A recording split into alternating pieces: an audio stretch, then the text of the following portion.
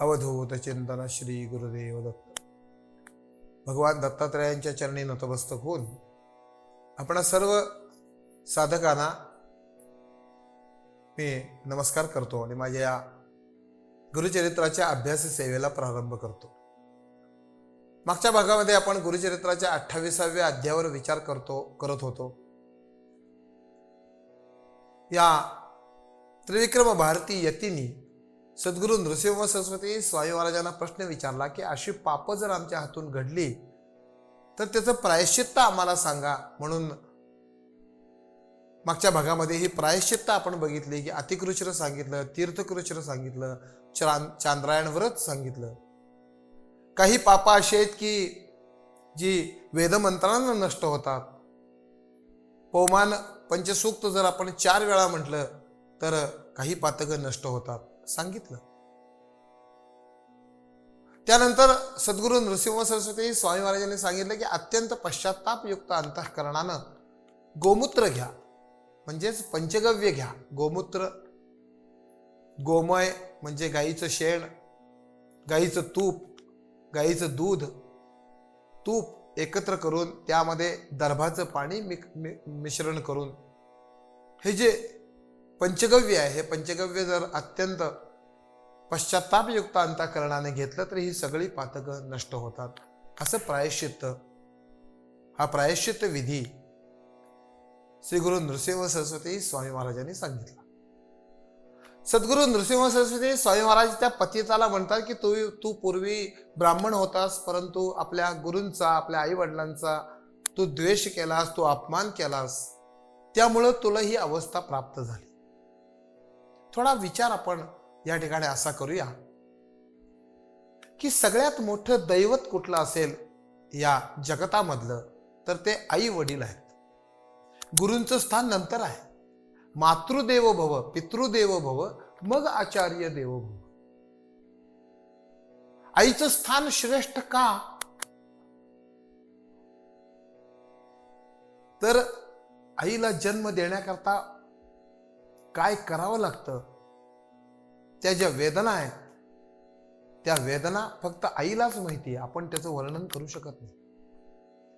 9 महिने मूल ज्यावेळा गर्भामध्ये असतं त्यावेळा आईला काय यातना भोगाव्या लागतात त्या 9 महिन्यामध्ये, आणि त्यानंतर प्रसूती वेदना काय असतात, त्या प्रसूती वेदना सहन करून, प्रसूती वेदना म्हणजे त्या मातेचा दुसरा जन्मच असतो, परंतु एका जीवाला जन्म देण्याकरता, त्या प्रेमाकरता ती सर्व काही सहन करते.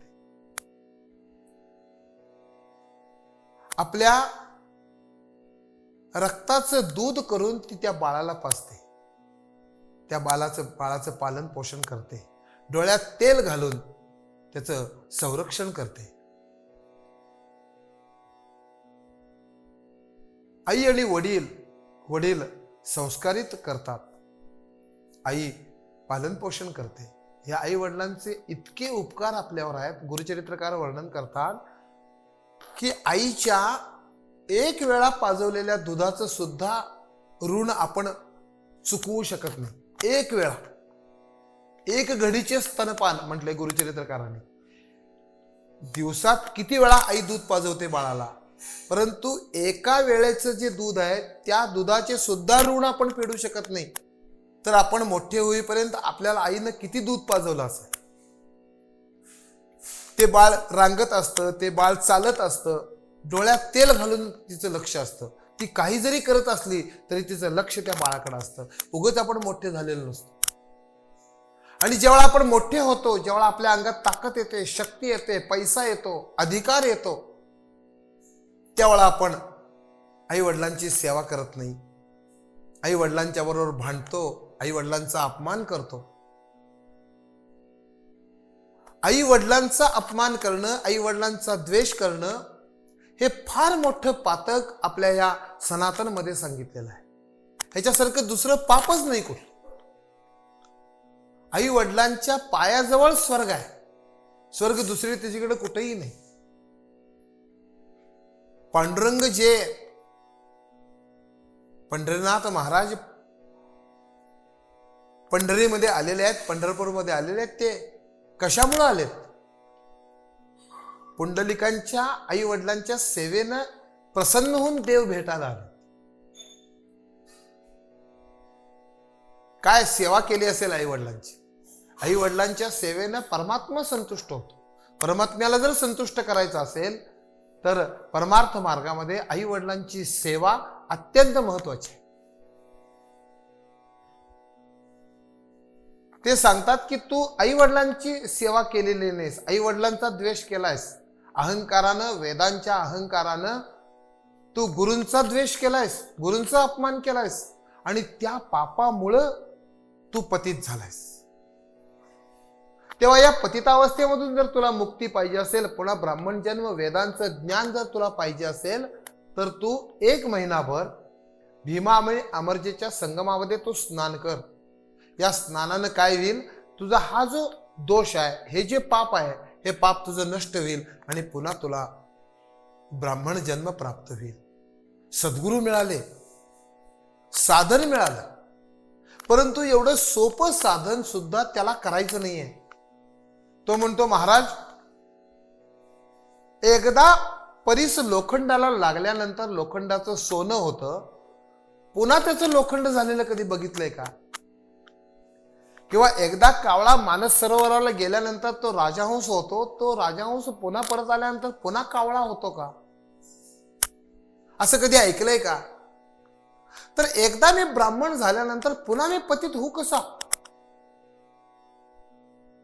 सद्गुरूंनी सांगितलेलं साधन करून या पापातून मुक्त होण्याची त्याची इच्छाच नाहीये. तो नाही म्हणतो, करायला तयार नाही. मला ब्राह्मणांच्यात मिसळावं म्हणून तो हट्ट धरून बसला. त्या ठिकाणी त्याची पत्नी आली आपल्या सगळ्या मुलांना घेऊन. ती सद्गुरूंना प्रार्थना करते की हा कसा वागतो बघा, हा आम्हाला ओळखत नाही, ह्यानं जर आम्हाला सोडलं तर आम्ही जगावं कसं? मी कुणाच्या आधारानं या लहान मुलांना मोठं करू? तुम्ही याला जरा सांगा. सद्गुरू त्याला सांगतात की अरे म्हणले, तू आता लग्न केलेलं आहेस, मुलं तुला झालेली आहेत, तर आता गृहस्थाश्रमाचं पालन करणं हे फार मोठं कर्तव्य आहे. हे जर करायचं नसेल तर पूर्वीच आपण लग्न करून घ्यायचं नाही. परंतु एकदा लग्न केल्यानंतर, मुलं बाळ झाल्यानंतर त्यांचं पालन पोषण करणं, त्यांना मोठं करणं, आपला गृहस्थाश्रम धन्य करणं हे आपलं कर्तव्य आहे. त्याला सांगतात, परंतु तो जायला तयार नाही.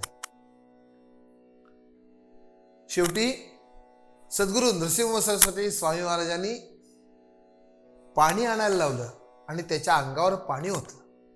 पाणी ओतल्याबरोबर सद्गुरूंनी मंत्रून जी विभूती त्याच्या अंगाला लावली होती, भस्म जे लावलं होतं, त्या भस्मामुळे त्याला दिव्य ज्ञान प्राप्त झालेलं. ते जे भस्म आहे ते भस्म पाण्याबरोबर निघून गेलं आणि निघून गेल्यानंतर ज्ञान त्याचं नष्ट झालं आणि तो आपल्या पत्नीच्या आणि मुलांच्या जवळ गेला, त्याला मिठी मारली आणि तो विचारतो की मी इथं कसा आलो? थोडासा मागच्या भागात याचा आपण विचार केलाय. 27व्या अध्यायाच्या शेवटला एक मोठी संधी आली होती. ही संधी त्यानं आपल्या हाताने घालवली. आता पुन्हा जन्म कधी मिळेल? तो मनुष्याचाच मिळेल काय अन्य प्राणी मात्रांचा मिळेल? तो ब्राह्मणच मिळेल का आणि कुठला मिळेल? सांगता येत नाही. या जन्मामध्ये प्रत्यक्ष परमेश्वर असणारे सद्गुरू नृसिंह सरस्वती त्याला गुरु रूपाने प्राप्त झालेले आहेत.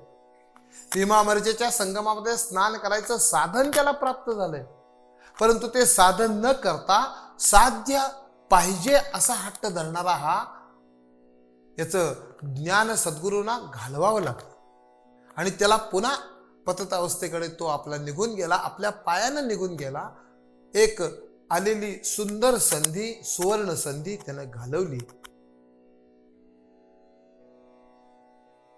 आता या त्रिविक्रम भारतींनी सद्गुरू नृसिंह सरस्वती स्वामी महाराजांना प्रश्न केला की म्हटले, सद्गुरू, त्याच्या अंगावर पाणी टाकल्यानंतर त्याचं ज्ञान नष्ट झालं, हे कसं?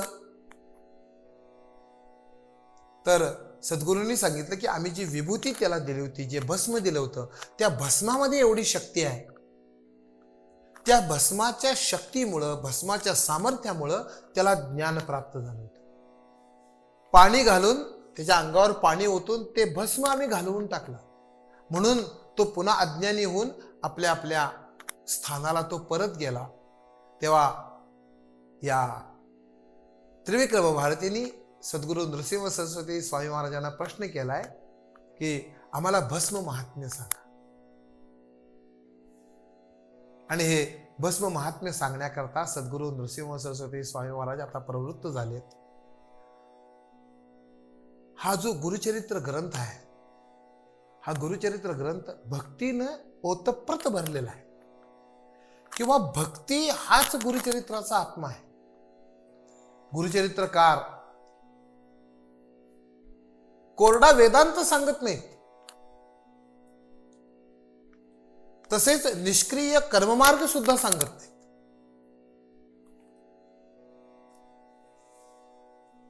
मनुष्य जीवनाला तुच्छ मानून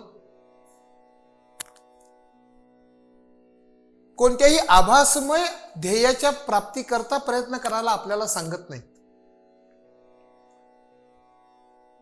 तर वेद प्रतिपादित मार्गावर चालून या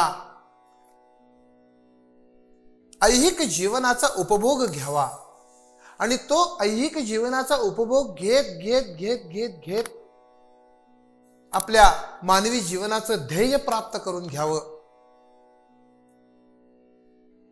साधकांनी भक्त व्हावं याकरता गुरुचरित्रकार मार्गदर्शन करतात. भगवद्गीतेमध्ये देवानी अर्जुनाला हा भक्तिमार्ग सांगितला. भक्तामध्ये कोणकोणते गुण पाहिजेत हे जे भगवद्गीतेने सांगितलेले जे भगवत भक्तांचे गुण आहेत, ते गुण जास्तीत जास्त आपल्यामध्ये कसे येतील याकरता प्रयत्न करावा. याकरता गुरुचरित्रकार या गोष्टीरूप मार्गानं आपल्याला मार्गदर्शन करतात. आपण भक्त व्हावं, आपल्या जीवनाचं सार्थक आपण या मानवी जीवनाचा ऐहिक जीवनाचा उपभोग घेत घेत घेत करावं. असं कर्म करावं की त्या कर्मातून आपल्याला परमेश्वर प्राप्ती होईल. असा कर्मयोग भगवत या गुरुचरित्रकारांनी या गुरुचरित्रामध्ये सांगितलेला आहे.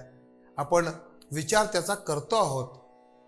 एक एक एक एक एक एक अध्यायामध्ये एक एक एक एक एक एक कथा सांगून गुरुचरित्रकार आपल्याला जास्तीत जास्त ज्ञान देण्याचा प्रयत्न करतायत. तर या ठिकाणी वेळ संपल्यामुळं मी या ठिकाणी माझ्या वाणीला विश्राम देतो आणि पुढच्या भागामध्ये भस्म महात्म्य आणि त्या ज्या सांगितलेल्या कथा आहेत त्या कथांचा विचार आपण हळूहळू करूया. मी या ठिकाणी थांबतो. अवधूत चिंतन श्री गुरुदेव.